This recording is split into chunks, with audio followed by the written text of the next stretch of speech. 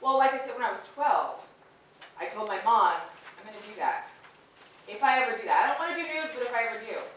And so my whole life, I usually got in trouble for talking too much. And in high school, there was a speech contest. And I was not even applying to the speech contest, but the coach was a special ed teacher and speech coach. And he walked by my civics class, and I was debating with some guy, and I used to be a very angry young girl. Like, I was just very angry, and I would just chew out this guy. He heard me, and he stopped, and he thought, she's going to be going to a speech contest. So he sent my application in. Well, they didn't choose me. I was fourth out of the top 3 needed to be picked, and I was number 4. So he went to the board, and and I didn't find this out until I moved back up here and started working at KCRA. He said, I told them that you needed to do it.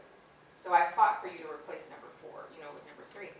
So that's the only reason why I got into the speech contest. But when I did that, we had to have 10-minute speeches, and it had to be as close to 10 minutes to the second as possible. So he would try to push me to do 9:58, 58. And so I had to speak to the second, a memorized speech. And you compete locally, and then you compete regionally, and you go on to state. Well, I would compete locally, regionally, and I never could bust beyond Nevada. So I did it 2 years in a row. He quit because I didn't win. He was mad. So because he believed in me, my grandfather would drive me to these speech contests. But my public speaking became something where I knew people were preparing me. My grandfather would put me in pageants where I used speech as my talent.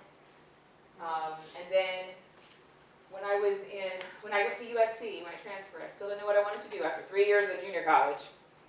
And one of the days I was walking by, and there was a sign that said TV host wanted. So I went and auditioned. They gave me 2 TV shows. And the first day I was on air was 9/11.